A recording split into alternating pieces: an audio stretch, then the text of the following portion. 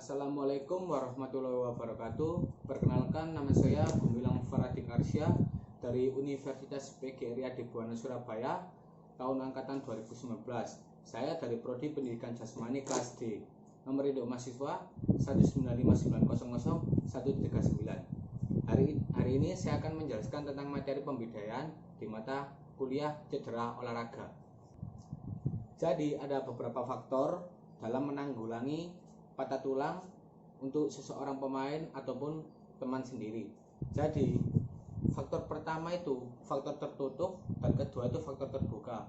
Jadi di pembelajaran pembudayaan ini, faktor tertutup itu misalnya patah tulang tanpa menyebabkan luka. Dan kedua, faktor terbuka itu apabila patah tulang hingga daging ini tersisat atau mengelupas hingga mengeluarkan darah, itu termasuk faktor terbuka.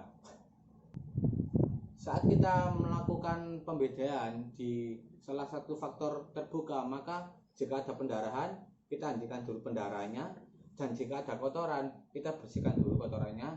Sekian itu untuk melakukan pembedaan, kita harus menyiapkan beberapa bahan untuk melakukan pembedaan.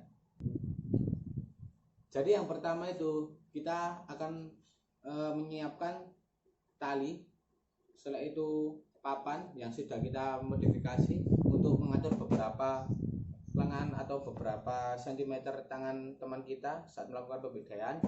Terus yang ketiga, kita menyiapkan kain besar untuk melakukan gulungan agar untuk menggendong beban luka agar tidak terlalu bergerak atau meminimalisir pergerakan.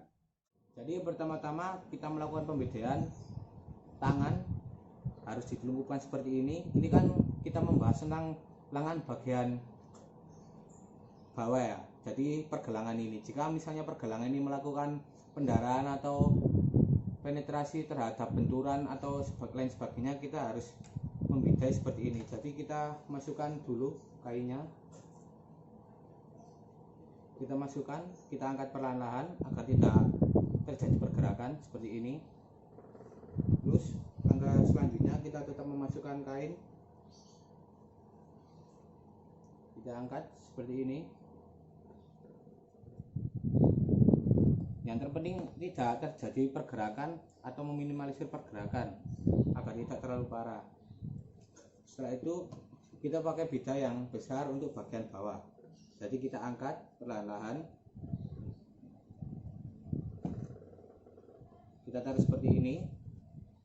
Setelah itu kita pasang bida yang berada yang di lengan bagian atas seperti ini.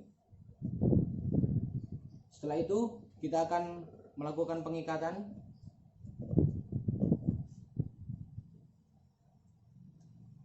Yaitu kita akan mengikat seperti ini.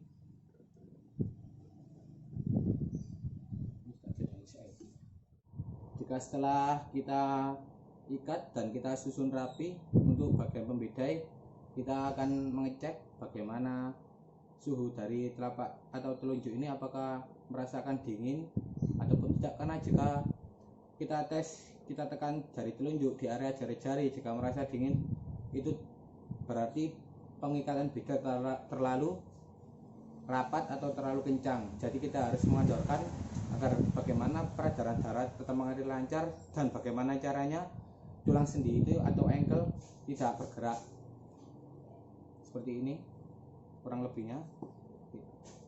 Jadi ini sudah meminimalisir gerakan untuk lengan bagian bawah. Nah, selanjutnya setelah kita melakukan pembedaan, kita akan menggulungnya seperti cara menggendong tangan sendiri dengan mengikatkan kain besar ini ke leher pasien.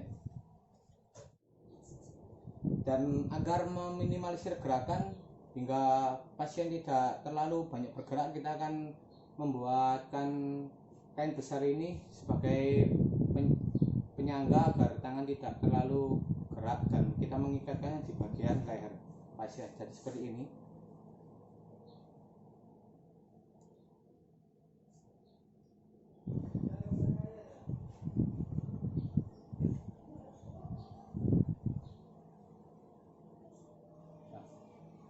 Di bagian sisi kanan dari tangan pasien kita dapat sambungkan talinya di bagian belakang tubuh, dan bagian kiri kita sambungkan talinya ke bagian depan tubuh. Jadi seperti ini. Ini sementara untuk menutupi atau mengurangi gerak dari pasien ya. Kita ikat seperti ini. Nah, ini sudah termasuk melakukan pembedaan. Bagaimana cara kita menanggulangi pertolongan pertama dalam melakukan cara pembedaan terhadap lengan bagian atas agar tidak terjadi risiko yang lebih parah lagi. Jadi seperti ini kurang lebih. Mari. Jadi seperti itu tadi cara kita melakukan pembedaan untuk lengan bagian atas dalam pertolongan pertama. Saya Gumilang Fardikarsya. Mohon maaf jika ada salah kata karena di sini saya juga belajar. Assalamualaikum warahmatullahi wabarakatuh.